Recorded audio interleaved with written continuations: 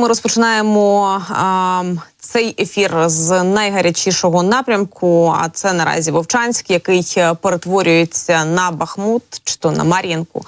Можна порівнювати з різними містами, які стирає з лиця землі і з української мапи руський мір, який періодично приходить на наші території. Тож Росія наразі робить те, що вона використовує тактику випаленої землі. Спочатку обстріл території артилерією вона це робить, потім ворог туди заходить, тому що хлопцям немає де триматися, і дівчатам також. Керівник поліції Харківщини Володимир Тимошко сказав, що за останні 3 дні Вовчанськ постраждав так, як не страждав з 2022 року. Кількість ударів керованими авіабомбами просто зашкалює. Росіяни тільки роблять, що б'ють, і б'ють точніше не тільки, як ви розумієте, по Збройних силах України або по військових об'єктах.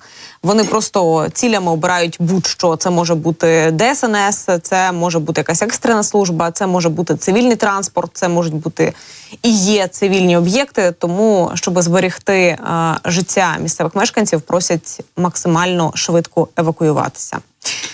Ну і, власне, поміж тим, у ворога самого у Вовчанську немає. Місто залишається під контролем Збройних сил України. Ситуація стабільна і контрольована. Принаймні, у цьому запевняє начальник Харківського військового гарнізону, бригадний генерал Сергій Марсель Мельник. Українське військо вже вдруге змушує ворога жалкувати про свої ось ці загарбницькі наміри. І на північних околицях міста зараз Збройні сили України здійснюють ці зачистки.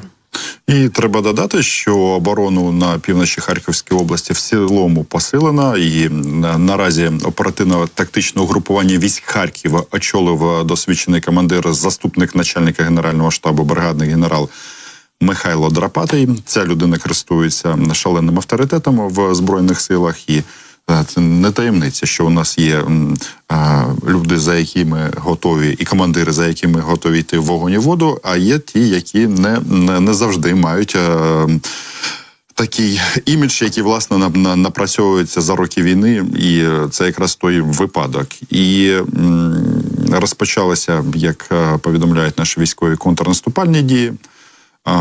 Противника відтісняють від Вовчанська, і відбувається, власне, зачистка цих рубежів біля міста. Мені здається, от саме такий емоційний момент в даному випадку, те, що сколихнула громадськість, це начебто відсутність інженерних споруд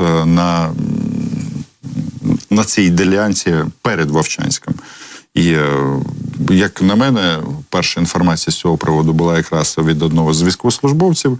Мені здається, от кому-кому, якщо це дійсно відповідає дійсності, то про це треба говорити не під час наступу, а до цього, тому що часу було достатньо підготуватись, там є багато думок.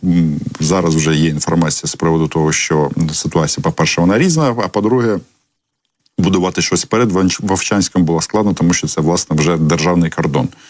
Тому, мені здається, до цієї справи треба ставитися всім адекватно, і органи державної влади мають просто пояснювати, показувати це, і щоб не сталося так, от як в цей перший момент було таке враження, що начебто перекладають відповідальність одні на одного. Військові на військово-цивільні адміністрації навпаки.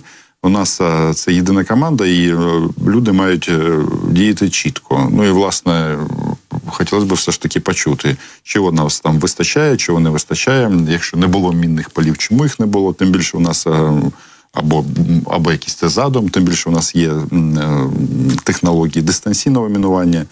Ну і взагалі я тут колишнього нашого посадовця прочитав в Фейсбуці таку річ, що настав час, коли Україні час просто вийти з конвенції про заборону використання протипіхотних мін.